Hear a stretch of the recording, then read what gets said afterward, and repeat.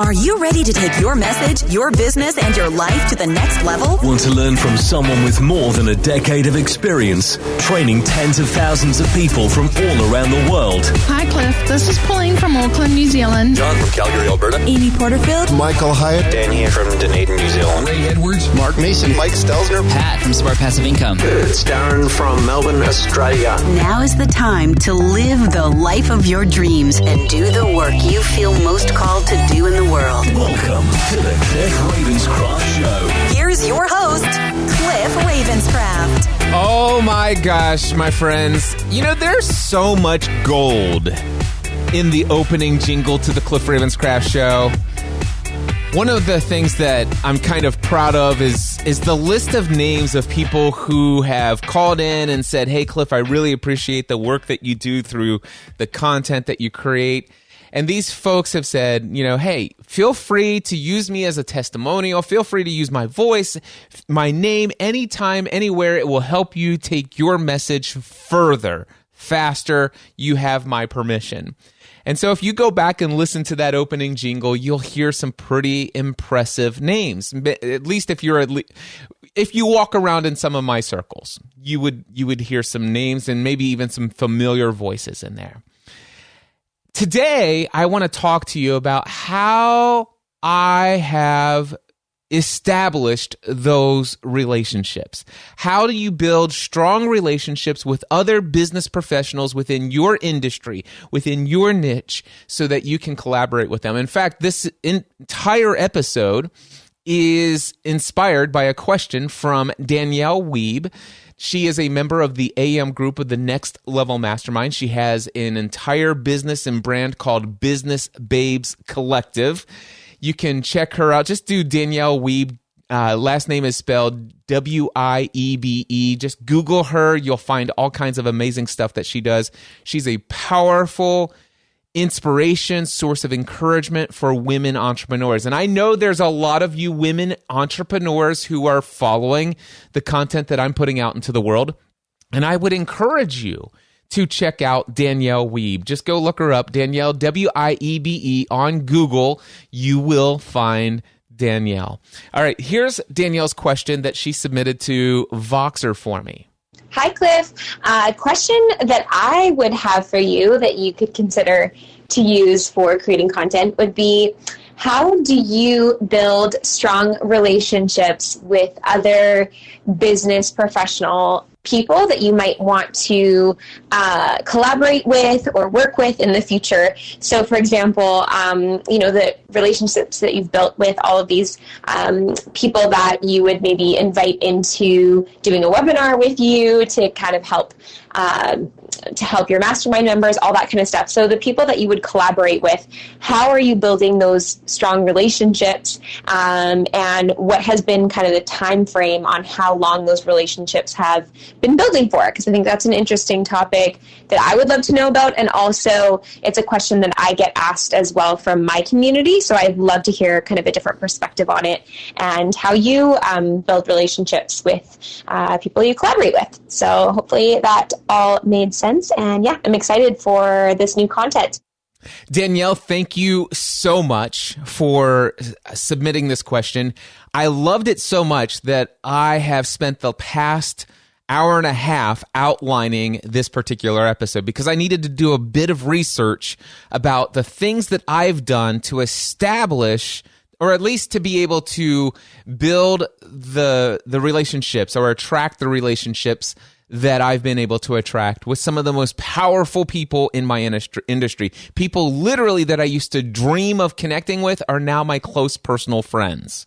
All right, so how do you, I'll get to the question about how long it takes at the end of the episode. I'm going to just answer the question on and I love that, I don't know if it was an intention upon, but how do you build strong relationships? And that's what I'm going to answer is, from my experience, how do I feel that I went about building the relationships with the most powerful people in my industry or niche, whether that be in the podcasting industry, the Christian online business owner community, whatever, the personal help and development community, wherever it is that I've decided I wanted to get to know some people in this industry. How have I been able to establish relationships? I'll give you an example. In the Christian thought leadership industry, I had read this book called So You Don't Want to Go to Church Anymore. And all of a sudden, I'm like, man, I would love to interview this guy, and his name is Wayne Jacobson. And next thing you know, a couple months later, when he's driving through town, he stops in and spends the afternoon in my living room just hanging out with me. How does stuff like this happen? All right. So I'm going to answer the question first, and then I'm going to describe to you what that looks like for me. So here is how I have done it. This seems to be the answer, because I ask myself, how do I have these friendships? And this is what I've come up with. Here's the one sentence answer to the question. Be remarkable, extraordinary, exceptional, amazing, and astounding in the way you show up in the world. That's it. Now, I'm going to say that one more time.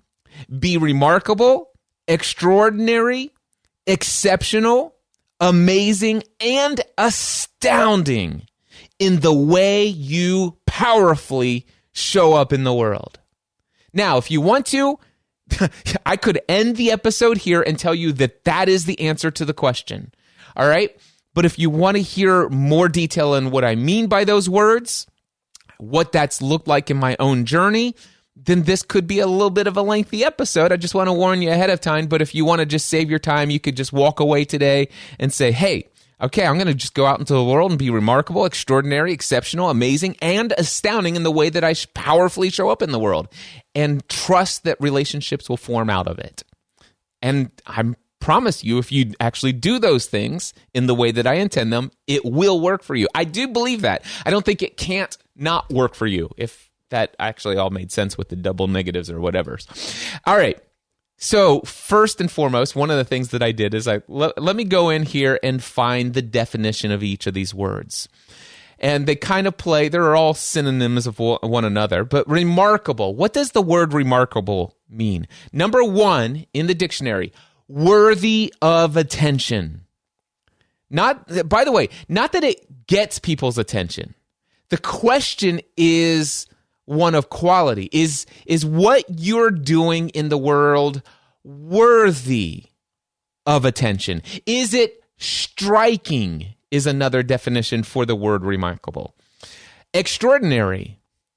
It's very unusual. Is what you're doing very unusual? Does it go against the norm? Does it buck against the system of what most people teach or say? Is it unusual? Are you extraordinary? All right? Exceptional. What does that one mean? Unusual, not very typical. All right? Those are the first two definitions. Unusual, not typical. You want to stand out, right? Amazing. What's the definition there? I love this. Causing great surprise or wonder. Check that out. I mean, is what you're doing and the way that you show up, when somebody consumes a piece of your content, when somebody reads one of your email newsletters, when they read one of your blog posts, does it create great surprise and wonder? It's like, oh my gosh, I can't believe he gave that much value for free.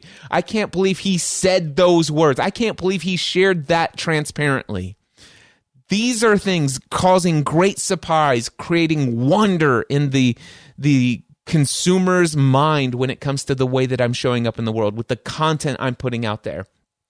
And if not only that, but amazing also has the definition astonishing or astounding. And then, of course, I had to go and look up the word astounding, and it says surprisingly impressive and notable. All right. So is the way that you're showing up, are you being remarkable, extraordinary, exceptional, amazing, and astounding? If you're doing those things, this all just happens naturally. You don't have to go make things happen. You don't have to have some sort of strategy on how to get inside somebody's inner circle. You do this powerfully enough, fully embracing who you were created to be in all the craziness that is you, and go out and do it to the be you to the extreme. See, the thing is you are like no one else in this world, and I am like no one else in this world. You know, what really tripped me up is, well, why would anybody pay attention to me when they could listen to Tony Robbins? Why would anybody pay attention to me when they can go find old Jim Rohn material? Why would anybody pay attention to me if they could just pick up Napoleon Hill's writings and books? It's because there's a lot of things that Napoleon Hill, Tony Robbins, and Jim Rohn can't ever do, and it's be me. All right, so I'm going to summarize this in what has been my number one marketing strategy. Now, when I say marketing strategy, I'm talking about not just how have I marketed myself so that I seem to be appealing to somebody in a relationship with powerful peers, but also how do I market my products and services? It's all the same thing. Be remarkable, extraordinary, exceptional, amazing, astounding in the way that you powerfully show up in the world. And I summarize it in a one-step marketing strategy. And it doesn't have to cost you any money with Facebook ads. Here it is. Do something and be someone worth talking about. That's how I summarize this. Do something and be someone worth talking about. Word of mouth marketing. It's a fancy way of saying word of mouth marketing. All right. I want to share with you a few of the things that I've done over the year that's allowed me to create amazing relationships with people like Dan Miller, Michael Hyatt, Pat Flynn, Ray Edwards, Michael Stelzner, some of the most powerful people in my industry, in my niche, and some other stories. I'm going to share some of those relationships with you. But before I do, I'm going to do something that may be confused by some as being very egotistical, very, what is the word that I shared at the end of here? Let's see here. It may be confused as being arrogant, and I don't care about any of that stuff. So here's what I'm going to do is I'm going to share with you a few of the things, and the list is long that I'm going to share with you, and it doesn't even scratch the surface of the things that I have done that have been remarkable, extraordinary, exceptional, amazing, and astounding in the way that I have powerfully showed up in this world. So, first thing on my list, I followed my curiosity into the world of podcasting in 2005. By the way, I've done many astounding, amazing things before this, but this is the first one that came to my mind to share in this list. Now, the podcasting 2005 was the first year that it was really in existence, okay?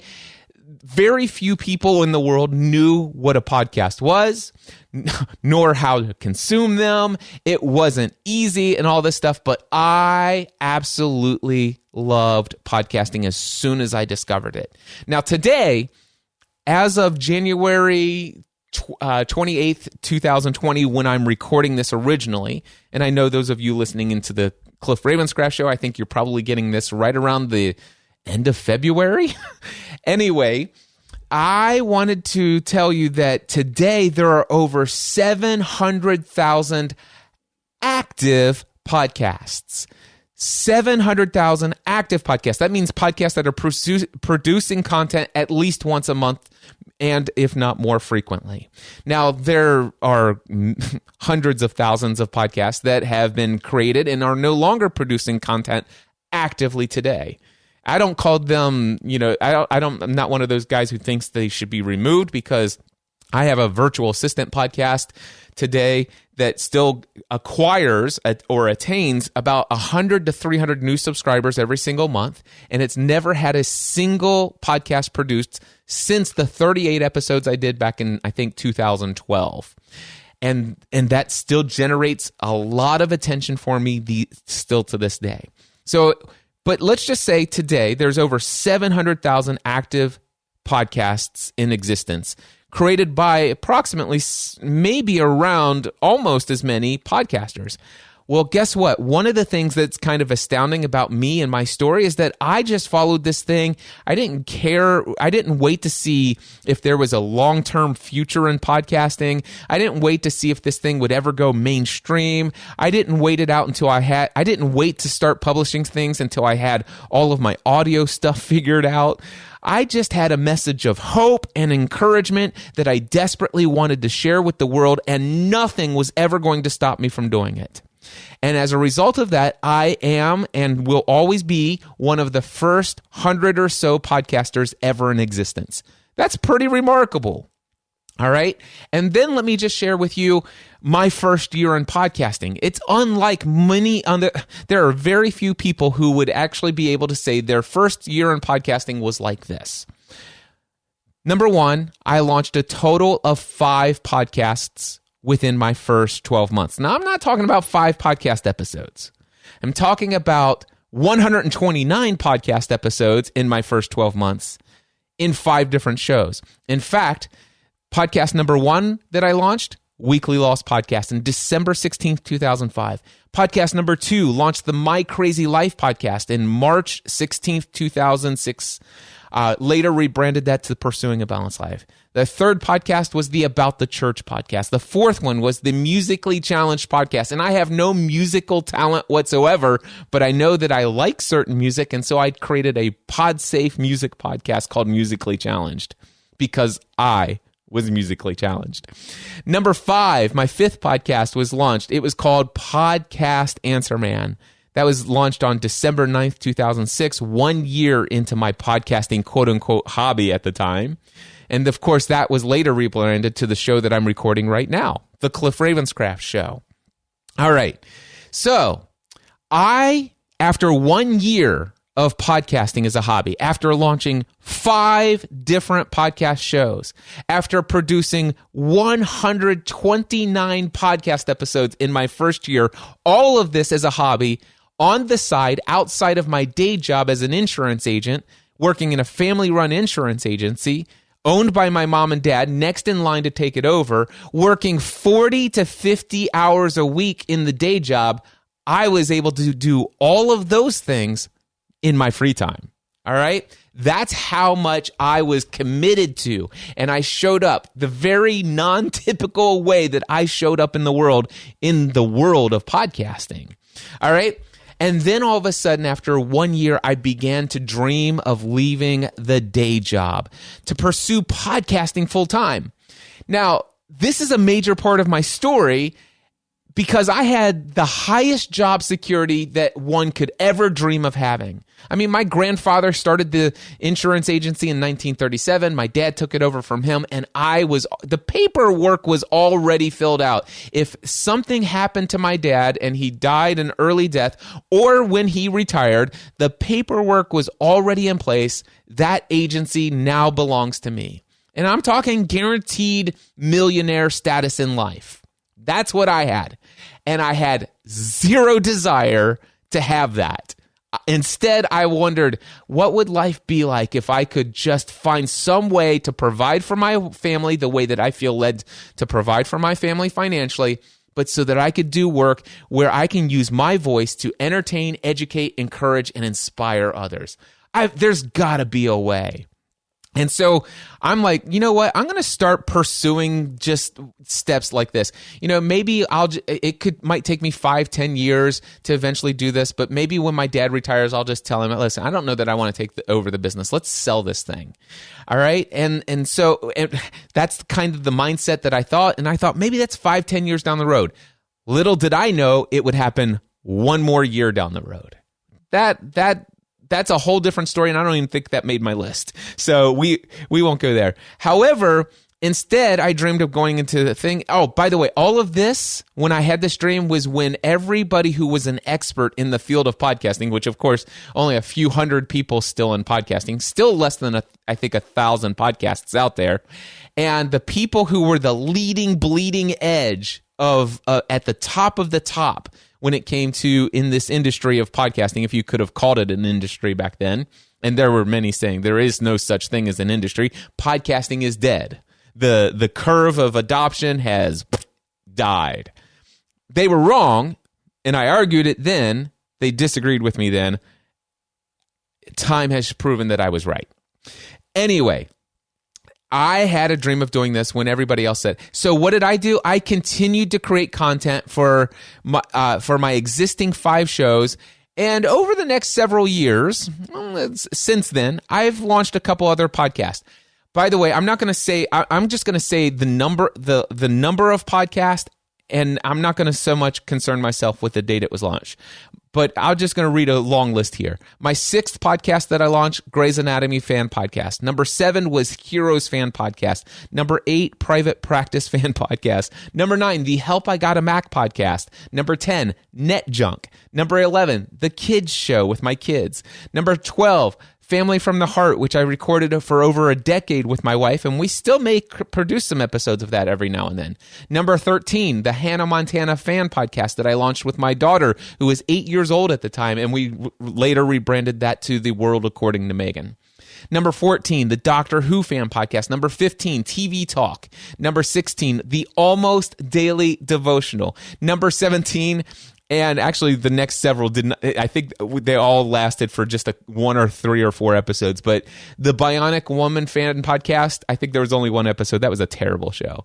The Dancing with the Stars Podcast, I think we did 3 episodes of that and decided, The Drive Fan Podcast, Fox canceled that television show before we could even, and we knew why they canceled it. The Prison Break Fan Podcast was my 20th podcast that I launched. The 21st podcast was the Desperate Housewives Fan Podcast. Gaming with Matt, which I started with my son, was my 22nd podcast. The 23rd podcast was the Community Voice, where I interviewed people who were in my podcast community. Get this, my very first ever video podcast was my 24th podcast. It was called Facebook 101. This was in February 9th. I launched that on February 9th, 2009. By the way, hundreds of thousands of subscribers. No joking. Hundreds of thousands of subscribers to my very first video podcast called Facebook 101. That's how a lot of people came to know me. This is way before Facebook was popular. It was just not, it wasn't too long after you could actually start signing up for Facebook without an edu address. So yeah. My 25th podcast was Social Media Serenity. My 26th podcast was Business Tech Weekly. 27th podcast was the Biggest Loser Fan Podcast with Father Roderick. We later rebranded that to Balanced Living Weekly. Did that for 2 years with Father Roderick. Number 28, the On the Screen Podcast, which was a movie podcast I did with Stephanie. Number 29 was the Twilight Saga Podcast, where we covered chapter by chapter all of the books in the Twilight Saga and all of the movies. Number 30, the Virtual Assistant Podcast. Number 31, the Hunger Games Podcast. Number 32, Life, Love, and the Movies with Tracy Trost. And we later rebranded that to Successful Life Mindset. Number 34, the Podcast Report, which I actually did as a podcast for Blog World / New Media Expo. Number 30, I think that was number 33. Number 34 is the Cliff EOTC Vlog, which is actually another video podcast. I don't put all of my vlogs in in a podcast feed anymore. You can find my vlog over at, I believe, youtube.com/Cliff EOTC. or youtube.com/Cliff Ravenscraft. And I think this is actually going to be vlog episode number 295 today. Let's see here. The 35th podcast was the Veronica Mars Fan Podcast. Number 36, the Audio Journal Podcast, my favorite podcast I've ever produced. MindsetAnswerman.com/audio journal if you're interested. My 37th podcast that I launched, the Cliff's Notes on Profitable Coaching. Number 38, Esports a Career. Or no, it's called Esports Career, A Parent's Guide. So far, only 1 podcast episode. But if my son Matthew does decide that he wants to launch and pursue aggressively an esports career, you can bet there's going to be some more content for that. Number 39, the Free the Dream Podcast. So in all of these years since December 2005, I personally, my own podcasts, with some of them with my wife Stephanie, some of them with some of my friends, I have personally launched 39 different podcast shows, and I literally stopped counting after more than 4,000 podcast episodes. And all of my podcast episodes are approximately 1 hour or more. So that's well over 4,000 hours of my voice in podcast form. And all of that, not only did I do that, that's pretty, by the way, that's pretty remarkable. That's not typical. That's out of the ordinary. That's striking. That's worthy of people's attention. That's all of the thing. It fits all of that. I just like, boom, this is, I know I'm supposed to use my voice. I know I'm supposed to talk. I'm supposed to share things that will entertain, educate, encourage, and inspire others. I've got hundreds and hundreds of postcards, notes, handwritten letters. I receive thousands and thousands and thousands of emails from people that tell me just how much their lives have been positively impacted by the content that I've produced. I knew it was what I was supposed to do. I didn't know how I was going to make money at it, but I knew that I had to do it. And here's the next thing that's on my list. I successfully transitioned to what had eventually become, once I discovered my true identity in this world, which was to use my voice to encourage, entertain, educate, encourage, and inspire others, I realized that my day job in insurance had become soul-sucking. And I transitioned successfully from a soul-sucking day job to full-time self-employment. Even though I had no business experience, even though I'd been an employee my entire life, I'd never taken a business course in college, and yet I successfully did it. And not only that, but I only made $11,000 net income. After all of the business expenses, the business covered our health insurance, the business paid for a CPA, paid for its overhead, but my personal income, paycheck to Cliff Ravenscraft, total net income, $11,000 after taxes. And I still didn't give up because it was the worst year financially. Yes, I had an emotional roller coaster like nothing else. I had my highest highs, my lowest lows, but I knew I was doing what I was supposed to do in this world, and nothing was going to keep me to do it. That's remarkable. That's not typical. It's astounding. All right. So that's what I did. Also, at one point through my journey, I finally discovered the power of setting goals and the strategies for how to achieve those goals. For example, I grew my business to generate over $500,000 a year. I'm personally responsible for helping more than 40,000 people. That's 40,000 people in the successful launch of their audio podcast. Then in 2011, I dreamed that in 2012, but it was November 2011, I started thinking about what are my goals for 2012. And I had 12 goals for 2012. One of them, I wanted to become a paid speaker. I wanted to get my first paid speaking gig. The second one, I wanted to be a keynote speaker. I wanted the words keynote speaker next to my name. You know, that's just a dream of mine. I didn't know why I wanted it at the time. Now, looking back, connecting the dots, looking backwards, as Steve Jobs said in his 2005 commencement address, it's easy to see that that's a part of the seed of the dream and the vision that God's planted inside of me for my purpose in this world. I didn't know it at the time, but I'm like, I want to be a paid speaker. I want to be a professional paid speaker. I want to get the words keynote. And I don't mean like keynote in one of those things where it's a 5-day conference and every day has a morning keynote and an evening keynote. I specifically knew what I want. I wanted to be the guy who starts the kicks off the conference with a powerful keynote, or closes the keynote, or closes out the conference with the powerful takeaway. Go out into the world with the message and everything you've done here. I want to be the person who helps you leave with that energy. By the way, for those of you listening to the audio podcast, I am going to take a drink. Wow. So here's the interesting thing. When I made that dream of being a paid speaker, and a keynote speaker. I was a terrible speaker, admittedly.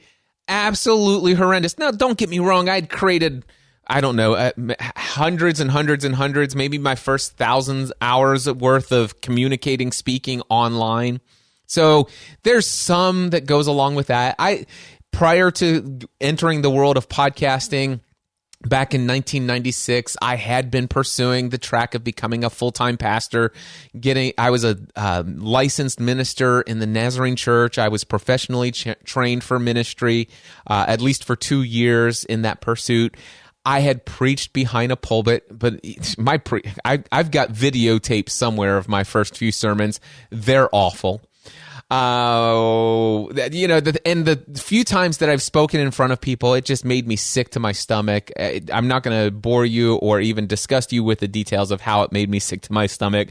But needless to say, when I set this goal, I was a terrible public communicator in front of a live physical audience.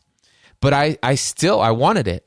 And within a few short months, I was already paid to do a opening keynote address by Father Roderick Von Hogan and his team of people who were behind the Catholic New Media Conference. And the funny part of this is I was invited to do an opening keynote address about how to communicate the faith in a digital world to an entirely Catholic community when I'm not even Catholic. And I was the opening keynote address, and I was paid to do it. And you know what? On a scale of 1 to 10, 10 being a powerful communicator on that stage, my technical skills in the art of public communication, I would have given myself about a 5 out of 10. Now, as far as my passion and information and zeal and the effectiveness of that talk, I'd probably give it a solid 8 out of 10. So I covered up for my lack of technical skill in communicating with the fact that I was passionate. My technical skill is not going to keep me from delivering a return on the investment of paying me to come and speak at this event and being your keynote speaker. And I did it in spite of my lack of technical skill. See, that's remarkable. Most people is like, I wouldn't dare to dream that. I wouldn't accept that. I wouldn't go after that until I've gone through a bunch of coaching and training and stuff like that. I then later that same year, 2012, it wasn't too long. Was it February 2012? I think, I can't remember. Maybe it was February 2013. It doesn't matter. But eventually, Michael Hyatt says, Cliff, I'm getting ready to launch a series of conference events called the Platform Conference, and I want you to be one of my featured speakers at the first event. Would you do that? I'd like to pay you. And I'm like, oh my gosh. Now that one freaked me out. But I said yes, which by the way is remarkable. It's non-typical because this is the highest level at which, oh my gosh, I can't believe this. But I did it, And then after that, I dedicated myself to the study of becoming a powerful professional communicator. I've hired coach after coach. I've listened to audiobook after audiobook. I have gone to seminar after seminar. And today, well, I've since added the title International Paid Keynote Speaker. I'll never forget, was it 2015 or 16? I can't remember which. I was the opening keynote address for the Asia Pacific Podcast Conference in New Zealand. Paul Spain brought me out there, all expenses paid, 10-day, all expenses paid trip in New Zealand. And on top of that, I got paid. Unbelievable. Paul Spain, I still thank you for that great opportunity. And it was so incredible. I also did the opening keynote address for New Media Europe. I can't remember the year of that. That might have been 2015 as well. And that was Mike and Isabella Russell that gave me that amazing opportunity in Manchester in the UK. Which, of course, if it wasn't for that, I wouldn't have actually had the thought or the idea to take my family along, which didn't work out for that trip. But we ended up going on a 2-week family vacation to Europe, traveling to 5 countries in 2 weeks. We bought a ticket, flying our entire family to Edinburgh, Scotland, and 2 weeks later, we had a return flight from Amsterdam in the Netherlands. And we figured, hey, we've got 2 weeks to figure out how to get from Scotland to to Amsterdam, and we planned our trip accordingly. That's pretty extraordinary. That's outstanding. That's worthy of interest. That stands out. And that's not even on my list. Anyway, later this year, by the way, in June of this year, I've been invited. I'm going to be speaking in Prague. In Prague, I'm speaking at the Global Leadership Symposium. I have this incredible honor of speaking for 3 hours, 2 workshops that I'm teaching to emerging world leaders, the people who will be running countries and economies in the next decade. I'm actually going to be training them and teaching them in the area of mindset for 3 hours this June. What an incredible honor.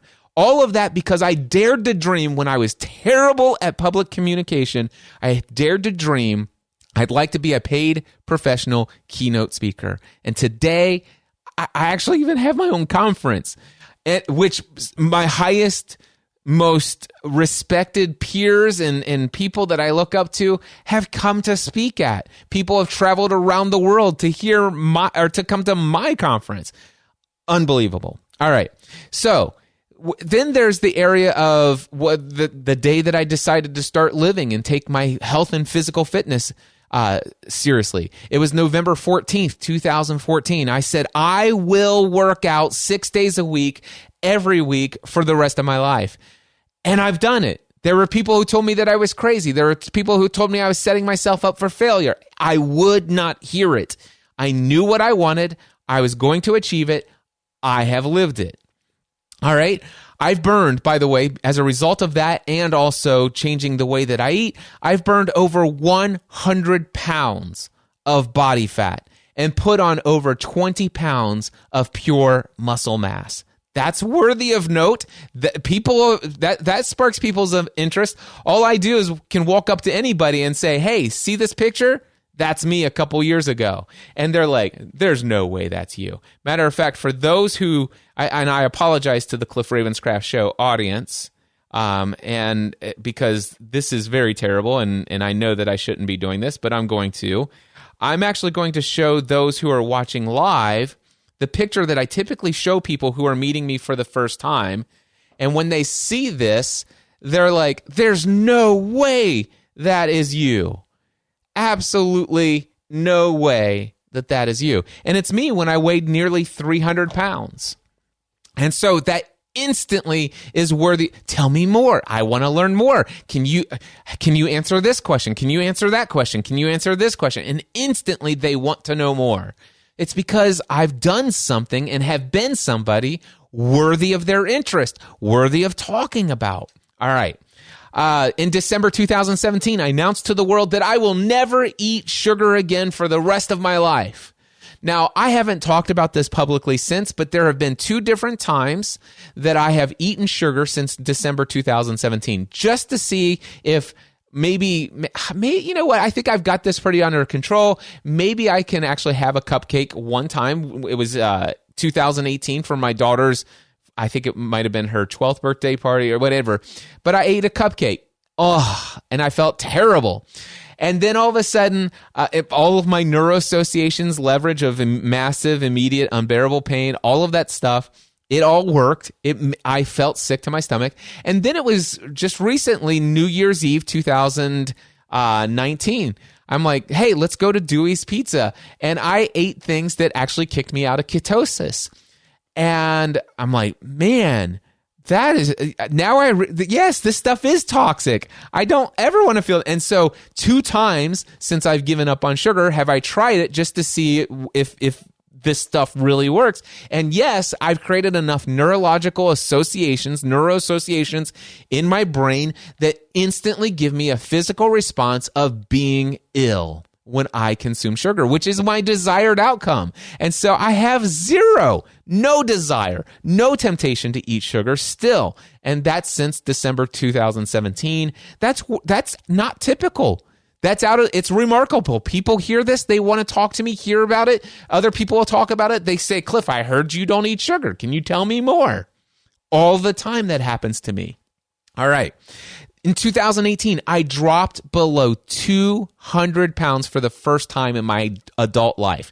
Now, at this point, everybody who knew me, my entire adult life, knew me as somewhere between 240 to almost 300-pound man. And all of a sudden, in 2018, I drop under 200 pounds. And here's what I announced to the world. I said boldly, I proclaimed to the world, I will never be above 200 pounds again. I promise you, you will never see it. Cliff Ravenscraft has changed his identity. I am the Mindset Answer Man. I will never, ever be over 200 pounds again. And I failed miserably at keeping that commitment for a period of time due to a season of lack of focus in an area that because I allowed myself, basically I failed. I had gained enough weight to get all the way back up to 221 pounds. I hit it. I stopped showing up in video. I felt guilty. I felt a lot of that leverage. I felt the immediate, massive, unbearable pain, but I had my focus elsewhere. And this was a very public failure. I had proclaimed boldly that I will never be above 200. By the way, that's not typical. That's extraordinary. That's striking. Most people wouldn't have the courage to say those words. But I did. And then I failed. And then I confessed publicly. I did an entire confession publicly to the world that says, I have failed. I have a confession. Transparently, I said this.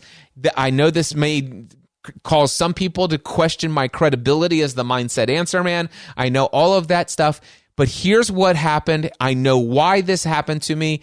I know what adjustments I'm going to make. And by the way, here's how I'm going to make sure that I get back down to where I need to be and want to be in my life, and how I'm going to assure that this will never happen again. And well, within 6 months, I was back down in the 180s, and I've stayed in the 180s since. All right? Which, by the way, all of that stuff is remarkable, outstanding, extraordinary. This is not typical, out of the ordinary. This stuff is worthy of people's attention. I don't do it for attention seeking. I'm just doing it because of who I am. Let me see if I can find this. You know what? I think I've got it here because I don't want to just naturally bring this up. There's a point where I want to talk about fully embracing my identity. So I could go on and on. I'm looking at my notes again. I could go on and on for many hours, actually many days, or even probably weeks, talking about the number of things that I've done in my life that would meet the fullest definition of each of those words: remarkable, extraordinary, exceptional, amazing, and astounding. All right? But here's what I wrote. I was like, at this point in my outline, I'm like, okay, I know. Oh my gosh, that sounds so arrogant.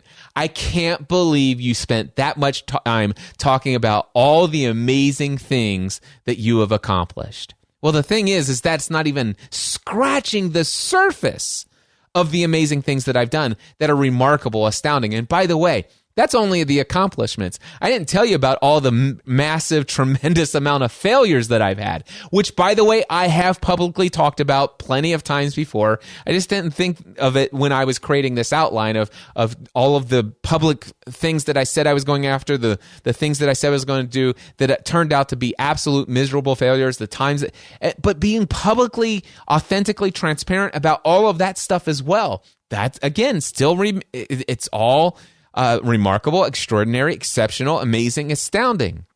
So why would I spend so much time talking about all of those things? It's because it directly answers the question that Danielle Wiebe asked. She says, how do you, me, Cliff Ravenscraft, build strong relationships with other powerful business people and professionals in your niche, in your industry? And the answer to that question is that I've done nothing more than just being myself.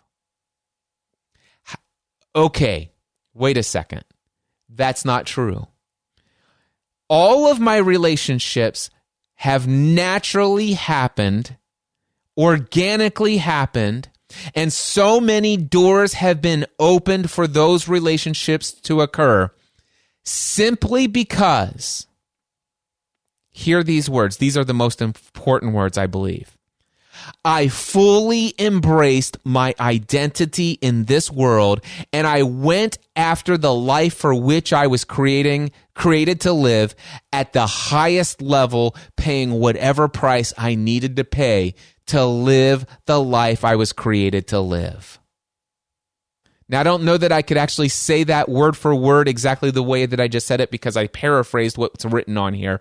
I would encourage you to hit the back button on your video or your audio podcast and listen to that phrase again, because that is what I've done. I've discovered my truest identity, who I am, what I was created to put, why I was put on this earth, what I'm supposed to do, my mission, my purpose in this world. I fully embraced it.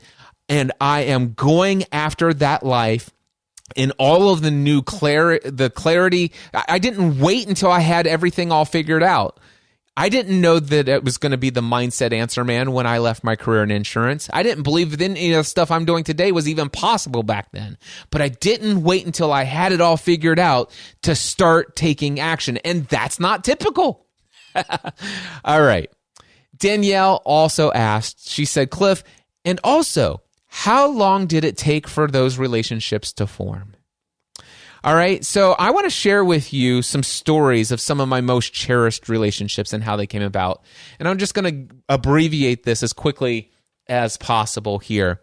First of all, my relationship with Dan Miller, author of the book 48 Days to the Work You Love and so many other amazing books. You can find him at 48days.com. And I got to tell you, when I was in my first year of business, I was struggling. I told you I only made $11,000 net income. A lot of it had to do with my mindset, my beliefs about getting paid extremely well to do something that I loved so much. I felt guilty for charging people money for the things that lit me up and got me excited. I had all sorts of beliefs about the fact that you only get, the more you hate what you do, the more you get paid, the more challenging and difficult, the more hard the work, the more you get paid. And it's, you get paid for how challenging and how much you hate and all this other stuff. I never knew it was about how much value you add that you get paid for. It sounds ridiculous, but that's what I grew up thinking. That's how I was conditioned to believe. I adopted a lot of crazy, outlandish beliefs. If you want to learn more about that, head over to mindsetanswerman.com/free. Seriously, head over to mindsetanswerman.com/free after listening to this episode and watch me tear up three $100 bills right in front of you. It's a video of the opening keynote address to my own conference called Free the Dream Conference. So anyway, I was throwing money away until I read Dan Miller's book, 48 Days to the Work You Love, and it started to shift the way I saw the world. It radically transformed my mind about work and therefore transformed my life, both personally and professionally. I began to share that message with thousands and thousands and thousands. I was responsible for thousands of copies of 48 Days to the Work You Love being sold. All right? I want you to hear that because of all of the content. Now, when you've created, hundreds, if not thousands of podcast episodes in the first few years of your podcasting existence, you've created, 10, 15 podcast episodes by the time I met Dan Miller. I had each of those podcast audiences. Some of them were as few as 1,000 subscribers to each podcast. Some of them had 30,000, 60,000, 80,000 subscribers to some of those podcasts. And even something like the Facebook One-on-One video podcast, hundreds of thousands of subscribers. Cliff Ravenscraft, my voice in the world had already reached hundreds of thousands of people in the world. And then I start talking about Dan Miller all of the time in a lot of different contexts. I started talking about Dan Miller in Pursuing a Balanced Life. I talked about Dan Miller in the podcast Answer Man. I talked about Dan Miller in Family from the Heart. I talked about Dan Miller in the About the Church podcast. Talked about Dan Miller. I created an entire series of podcast episodes on his Rudder of the Day book by Dan Miller in the Almost Daily Devotional. I talked about Dan Miller in Business Take Weekly. I talked about Dan Miller in Social Media Serenity. I talked about Dan Miller in my vlogs. I talked about Dan Miller a lot. I was responsible for thousands of copies of Dan Miller's book, 48 Days to the Work You Love book, being sold. And I knew that. I didn't think about it at the time, but I did know it. So here's the interesting thing. One day, months, almost probably, many months after I've been inspired by Dan, all of a sudden I came across this step-by-step formula for how to achieve any goal. And it was simply, number one, believe it's possible. Number two, write it down, tell others about it, and then work the plan, take action, and work the plan as it becomes available. That I still today remember that. I will never forget that. Believe it's possible, write it down, tell others, start taking action. So here's what I did. I created a podcast episode of Pursuing a Balanced Life, and I said, listen, I'm going to test this formula out. I don't know what goals I'll tell you what, I got a goal. I have a dream of meeting two people who inspire me the most. I don't have sports celebrities, movie star celebrities that like super energize me. I'd love to meet them one day. I've since had some people that I realized, like, yeah, I'd love to hang out with Robert Downey Jr. I would. That would be incredibly awesome. There are some other celebrities today that I would love to meet and hang out with and chat and to maybe ultimately one day be a friend. I've not yet set that as an intention and a goal yet. So until I do, if it happens, it's just going to be because it was supposed to happen. And even if I do, it's probably going to happen because it was supposed to happen. That's a whole nother podcast for another time. But here's what I said. I would love nothing more than to meet Dan Miller and Leo Laporte. And here's what I mean. I'm very clear about what this vision of meeting them. I'm not talking about meeting them at a conference where Dan's just spoken and there's 30 people in line to talk to him and shake his hand, where I get about 3 minutes of his attention while other people are waiting in line behind me, and I tell him a couple of things, and then when he goes out to lunch with whoever he's going out to lunch with afterwards, he won't remember me because I will be one of 35 people he just talked to, and you just can't remember all of those.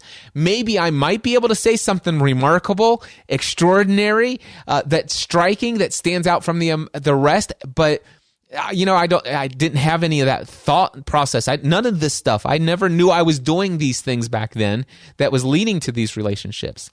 I just said, hey, guys, I want to meet Dan Miller, and I'm not going to go down the Leo Laporte route, which also was very intentional, and by the way, ultimately did happen. I could call Leo Laporte up and chat with him today if I want to. I've been on his podcast, the way that all of that stuff. I said I wasn't going to go into it, but it's happened as well. But the Dan Miller scenario has been the biggest game changer in my professional life. I would still say that 80% of all of my income today still could be indirectly tied back to being connected to Dan Miller the way that I am. So I said, I said to my podcast on, here are two people I'd like to get to know. And specifically, I'm not talking about just a conversation. I'd like to really have these people know who I am. Yeah, maybe some of us a sense of significance, but I also wanted them to know just how much influence and impact they've not only had on me, but I'm sitting here on a regular weekly basis, reaching hundreds of thousands of people. Throughout all the content that I'm producing, I personally know that I've reached hundreds of thousands of people in a powerful way because of Dan Miller and because of Leo Laporte. So that's what I want them to know. I want them to know it in a way that if they were to ever hear my name again, they'd say, oh yeah, I know the Cliff Ravens guy. I know what he's doing. So I shared all of that in my podcast, and I said, I believe it's possible. I've already written this down, and here I am in a podcast episode telling you about it.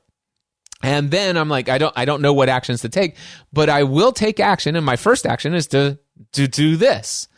Well, within 40 minutes of that podcast episode being published into the podcast feed, Andy Traub, a close friend of mine, he wasn't at the time, I didn't know who he was at the time, but he was listening to my podcast. He since became a close friend.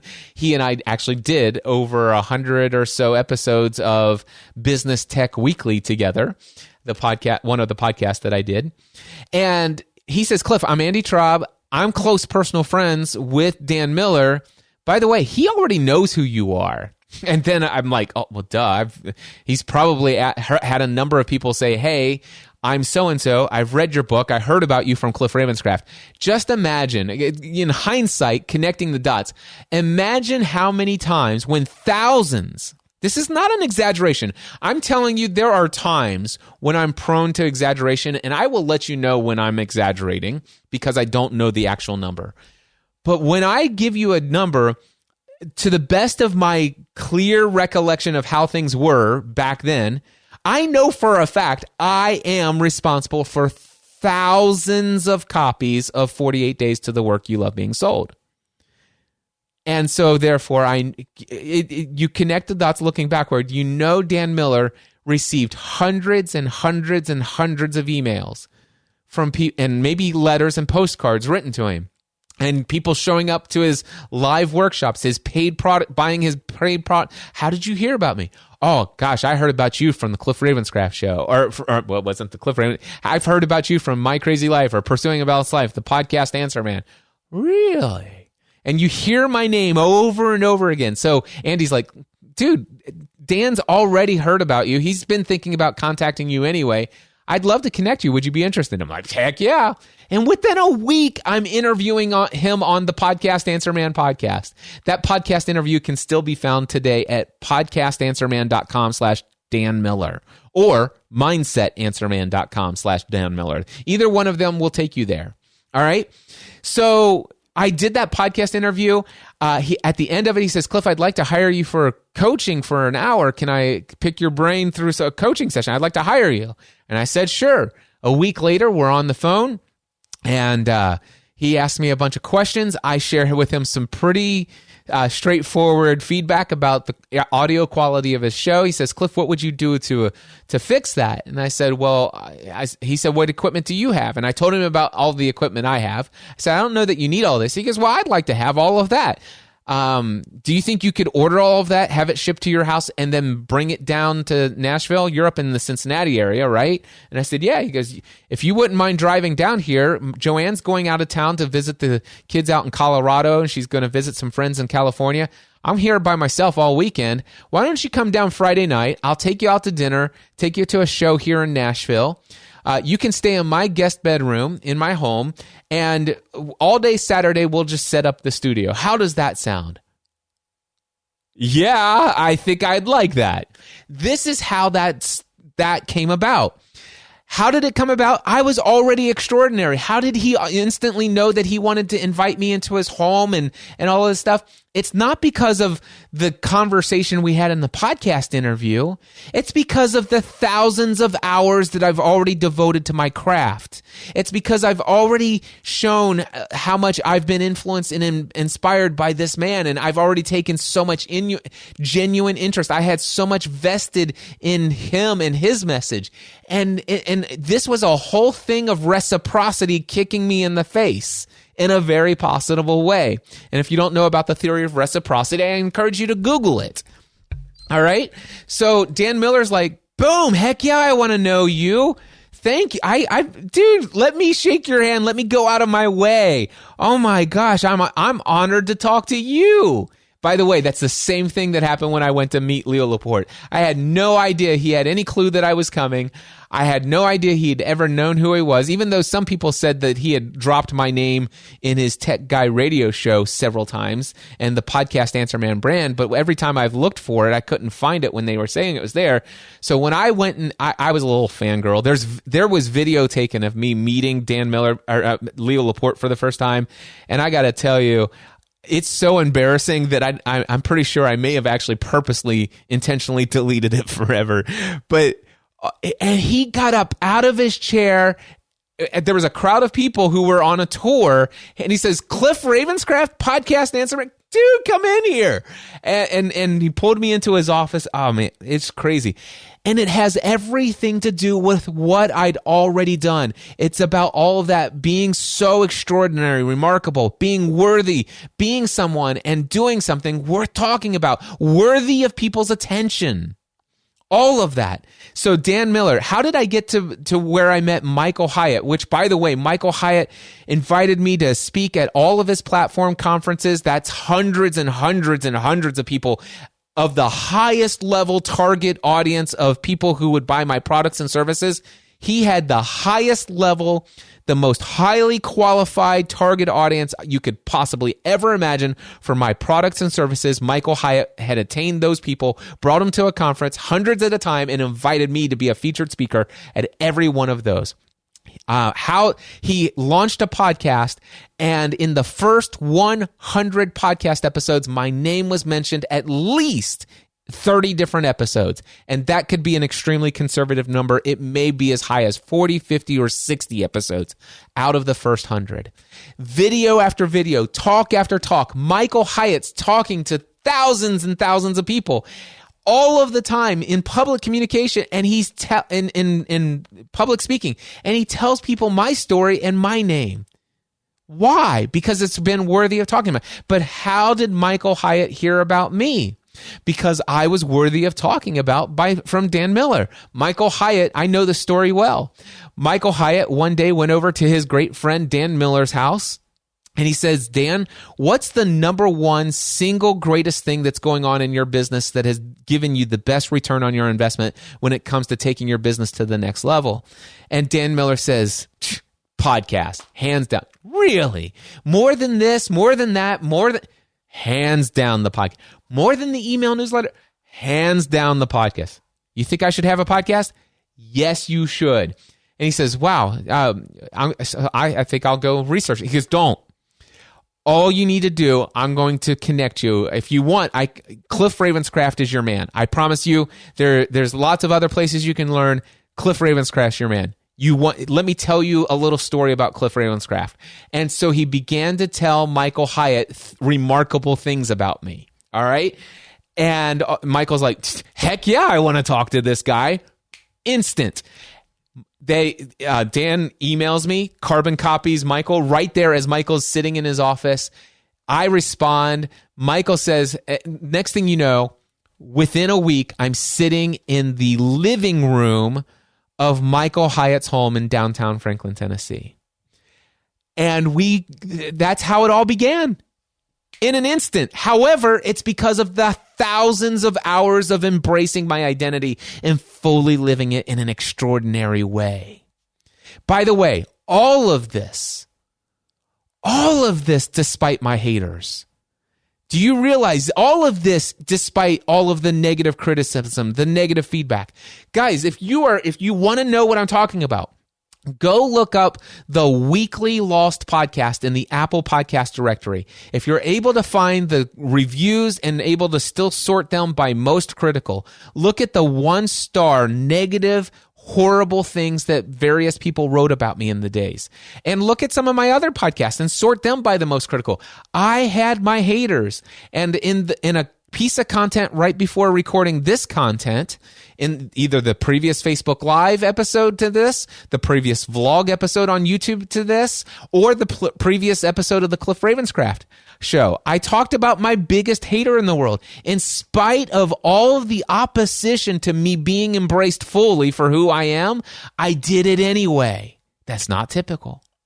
It's not ordinary. It's striking.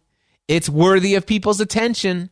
And it's because of that boom, when Michael Hyatt heard the story of the words that Dan Miller used to describe me, happened in an instant. How about Pat Flynn? You know, probably one of the most wildly successful, close personal friends that I have, member of my mastermind group of the Green Room Mastermind. We started it together in October 2010. So much can be attributed to how many people discovered me through Pat and his amazing community and the work that he's done over the year. How did that happen? Well, he heard about my name, podcaster after podcaster after podcaster after podcaster. You hear the name Cliff Ravenscraft 50, 60, 70 times. I'm talking 50, 60, 70 different podcasts. Those podcasters saying my name over and over again. All of a sudden, who do you think you're going to go to finally launch your podcast? Pat Flynn contacts me in either late 2009, or mid 2010, I can't remember when. But he says, Cliff, I've tried to launch a podcast. I just can't figure out how to do this, and I'm a little struggling with this. I've recorded my voice. I don't know how do you deal with this? And I encouraged him and inspired him and helped him launch his podcast. And the rest is history there. Then there's Rick Calvert, somebody that I don't talk about a whole lot these days, but man, I owe so much to Rick Calvert, who was the CEO and co-founder of Blog World, which also then became known and eventually rebranded to New Media Expo. How did I get that relationship? Well, it's by doing something crazy, out of the ordinary, something that's striking. As soon as you hear it, it's like, what? Stephanie and I wanted to create a community cruise. A GSPN.TV community. That's what we had back then. It was the Generally Speaking Production Network. We were going to do a cruise. We were going to invite people from all over the world who listen to our content. If you'd like, we're organizing a week-long cruise on a Disney Dream cruise ship. It's going to be an incredible experience. And we had a professional audio promo created. It was better than anything you would hear on the radio, created by Mike and Isabella Russell from Music Radio Creative, which, by the way, if you're looking for audio branding, mindsetanswerman.com/audio. Mike and Isabella will take care of you. And there's a special package there. Again, that's mindsetanswerman.com/audio. Anyway, But I did this cruise promo, was playing in my podcast, Answer Man podcast, and I was playing in the other community shows that I was doing. And Paul Colligan said, And he was hanging out with Rick Calvert one day, and he says, Rick, have you heard what Cliff Ravenscraft's doing? He goes, no, what's Cliff Ravenscraft's doing? He is hosting a cruise for his podcast community. First time I've ever heard of this happening. Really? And then Rick goes and listens to that podcast episode, and Rick says, hey, I heard that you're doing a cruise. I heard about you doing something, being someone worth talking about. He heard about that. As a result of that, he says, Cliff, I'd like to pay you all expenses paid trip to New York City, come to Blog World NYC and tell us your story about how you've developed. So many people have filled me in with your story about how you started as a hobby, how you've launched into your full-time career, and what you've built up to this point. It's phenomenal, and you've got to come to Blog World and tell this story. And I said, yeah, that's awesome. Now, remember the first year in my business, I only made $11,000 net income. I was in a place financially where we refused to go back into debt. Oh, by the way, that's another thing. Stephanie and I became debt-free in February 2007. Never going to be in debt again. There's a little caveat in the past year or so that is not important to this, and I shouldn't have even brought that up because now it's going to derail my thoughts. But let me just say this. We wanted to remain debt-free, so I chose not to go to a lot of conferences and all this other stuff. And Blog World was always on my dream list. And also the Podcast and New Media Expo, which was another major conference of people and my peers in my industry that I wanted to go. But I never chose to do those because I just wanted to make sure that I didn't take any food away from the family to put on the table that year. And now it's all expenses paid. Heck yeah, I'm there. And then I come, and who's sitting in the back room? Rick Calvert. I was invited to the speaker party that night. He says, Cliff, dude, I said I don't know your talk. Riveting. You've got to come to LA and tell that at Blog World LA. Will you do that? I'll pay all of your expenses. He goes, by the way, this is not typical for Blog World. They don't typically do this. But he goes, Cliff, I want to pay, I'll fly you out, I'll put your hotel, will you tell your story there? And I said yes. And I did the same thing, told my story. The people who were in my talk started talking. Oh my gosh, have you heard about this Cliff Ravens? Have you heard about podcasting? Oh, like podcasting this, podcasting that. All of a sudden, just a few people that came to my session started to spread out to the hundreds and thousands of people that were at Blog World. And then all of a sudden, I'm like, okay, I've got a goal. I've got a dream. I want to be invited, all expenses paid, to come back to speak at Blog World again. That didn't happen. Instead, it went to the next level. Rick Calvert reached out to me and says, Cliff, do you have time on your schedule for you and I to talk about the next Blog World? And I'm thinking, oh my gosh, he's going to invite me again, all expenses paid to speak again. Oh my gosh, I can't wait. Oh my gosh, this is so exciting. Well, we get on the call and he did not invite me to come and speak at Blog World, all expenses paid. Instead, he said, Cliff, would you be interested in a brand new position that I am creating at Blog World? We just purchased the rights to the Podcast and Portable Media Expo from the Berkwin brothers. And we want to bring this community into Blog World, but we know we can't do it on our own. They don't want they don't want outsiders, people who don't have podcasts, bringing them in. And when we've talked about it in our communities here, there's a lot of people who have a lot of influence in the podcasting space, but none of them seem as Switzerland or as agnostic as you, or however he communicates. Like, listen, there's the people who hate the people who monetize their podcast. There are the people who hate the people who are against monetizing. But man, if there's one name that's risen above the top of people who are just purely in it for the love of podcasting, it's you. Would you be the director of podcasting for Blog World? Would you we will pay you well to create a presence among podcasters at Blog World. And it became a reality. By the way, I can tell you right now, you can ask Dan Franks and Jared Easley whether or not what their version of this is, but I can tell you right now, the existence of the podcast, what is it called? Podcast Movement Community, which is a major conference, is, I believe, a direct result of the work that I created and started with New Media Expo, Blog World New Media Expo.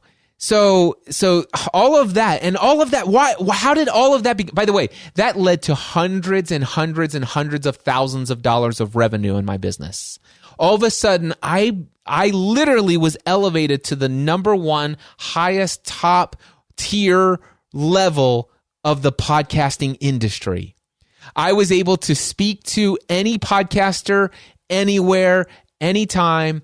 I was able to get them to come and do keynotes when people said, you will never get Leo Laporte to come to a Blog World and do a keynote. And here's 15 reasons why.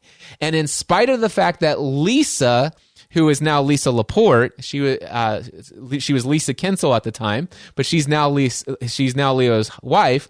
But Lisa Kensel, in spite of the fact that she denied me 7 times before she finally said yes, I made it happen. All of that business, all of the connections, all of the notoriety and credibility that came with the position of the director of podcasting in the industry-leading conference in social media at the time. How did all of that happen? Because somebody named Paul Colligan said, hey, did you hear about this cruise that Cliff's doing? I'm telling you. And just one other business part. And by the way, I could go on for days and weeks and hours, weeks, months, talking about all the people that I'm connected with, all the powerful business people. But I'd like to talk about one other very close friend of mine. His name is Tim Schmoyer. All right. How did that happen? So Tim Schmoyer, by the way, is the guy who teaches people basically Tim Schmoyer is the YouTube answer man. Although he doesn't have his brand that. He's video creators on YouTube. He's paid big time by YouTube to come and train people for Google. He actually has hosted his own conferences. He's got a ton of people. He's helped many of his clients achieve the biggest, wildest successes you can think of in YouTube. Go look him up. Tim Schmoyer, SCHMOYER. Tim Schmoyer, video creators on YouTube. Anyway, I'm sitting in Las Vegas at a Blog World New Media Expo, by the way. This is the year that I wasn't even director. I had stepped down from that position to pursue some bigger priorities on my life at that time, and for other reasons. But anyway, I was not the director that year, but we were in Las Vegas, and Pat Flynn had hosted a meetup, and I was sitting in the facility in this community gathering that that Pat had assembled. And I was sitting at this bar, I believe, if I remember correctly. And right next to me is this guy sitting down with a ball cap on. And he turns over and says, "Hey, I'm Tim. Who are you?" And I said, "I'm Cliff." And as we got to talking a little bit more, and he says, "What do you do?" And I said, "I teach people how to podcast." And as soon as I said podcast answer man, he goes, "You're Cliff Ravenscraft, the podcast answer man." And instantly, the thousands and thousands and thousands and thousands and thousands of hours of me doing all those things that I've talked about, he's like, "I've heard so much about you." And we start talking, and I said, "Tell me about you." Because, well, I kind of do what you do for the YouTube world. And I started asking him all sorts of questions. And he says, "Where are you from?" And I said, "I'm from Northern Kentucky, just outside of Cincinnati." He goes, "No way. I'm from Northern Kentucky, just outside of Cincinnati." And I said, "Really?" He says, "Where do you live?" I said, "I live in Heber." And he says, "I live in Florence." Or no, "I live in Erlanger." He lives like 9 miles down the road from me. All of a sudden, we start connecting and having lunch together, and then before you know it, he's like, "Cliff, man, you are doing amazing things in your health and fitness. How are you changing? I'd like to become a little bit more, get back into some health and fitness." And I said, "Well, I've been riding my bike a lot lately. I do a lot of road cycling." Because, dude, I had an entire ebook on cycling. I'll shoot you a copy. Awesome. And so next thing you know, Tim and I are going on 10, 20, 30, and 40-mile bike rides together. Like totally insane, very dangerous road cycling rides through Cincinnati together. And we just developed this relationship and this friendship over the years. And yeah, I mean, just this is how it's happened naturally. So basically, and how long does it take? Let me make sure I get that question for Danielle. How long did each of these relationships take? Every single relationship that I have told you has happened in an instant. It has happened in an instant. However, it only happened in an instant because the thousands and thousands, actually initially it was hundreds and hundreds and hundreds and hundreds, but then it was the thousands and thousands and thousands of hours where I was fully embracing my identity in the world and going after the life for which I was created to live at the highest level. Being fully me, being unique, doing it in a way nobody else can, being the extraordinary, the out of the ordinary person I was created to be, not going with the status quo, not always trying to fit in with the crowd, not trying to do the same things. I mean, just to give you an idea, my friend Ray Edwards just recommended a book, The Ruthless something, putting an end to something hurry. And I was super excited because I had never heard of this before. But then Ray Edwards recommended it in a live stream that he did that's going to be put out in his podcast feed. And then all of a sudden I know that that's going to go out to thousands of people. And then all of a sudden some other people are going to go read this book about how to end hurry in your life. And then all of a sudden I'm like, now I'm far less interested in this book because it's what everybody's going to be reading. And I'll just let them talk about it. And when they talk about it, I'll see if it rises to the top, and then I will either listen to the audio version or something like that. But I want to go do something. I want to go down. I want to beat different paths than everyone else. It's always who I've been. That's what I am. That's who I am. Authentically embracing fully me.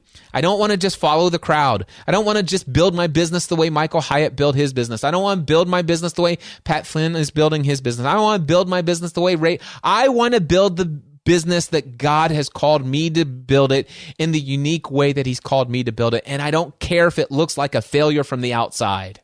And I don't care because what seemingly on a profit and loss statement may look like a failure to some people, it's massive success to me. You know, I make a percentage of income of some of my closest friends and peers, but I also know my overhead and meeting payroll, whole lot easier. A lot less stress. And I'm not judging them. That's what they've publicly stated. That's what they want. It's what they desire to go after, the life they feel created to live. I'm just not interested in comparing myself to anyone else. I'm only comparing myself to my ability to be me. That's not ordinary. All right. Well, I'm going to wrap this up here. So, in summary here, how do you build strong relationships with other professionals? Danielle, this is how you do it. Be remarkable, extraordinary, exceptional, amazing, and astounding in the way that you powerfully show up in the world. Do something and be someone worth talking about. And how long does it take? Well, it takes hundreds and maybe even thousands of hours before the right people notice. Matter of fact, this is not in my notes, and I am going to have to look this up, and I am going to draw this out for just a moment longer. Oh man, I should have, and I don't even have my keyboard connected to my iPad Pro, but I do now. And so I'm going to go to, gspn.tv/overnight. I'm going to read to you from Jason Fried's book, Rework. This was a powerful thing.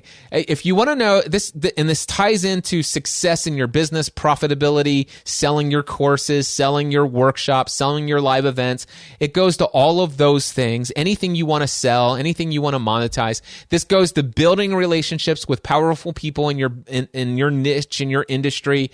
All of those collaborations you'd like to make one day. When it comes to success in any of those areas, there's this myth of the overnight sensation. That there's this myth that you can actually just like go read a book and then all of a sudden you have all your relationships without all the hard work put in. And I read this quote in Rework by Jason Fried years and years ago, and it's one of my favorite quotes ever.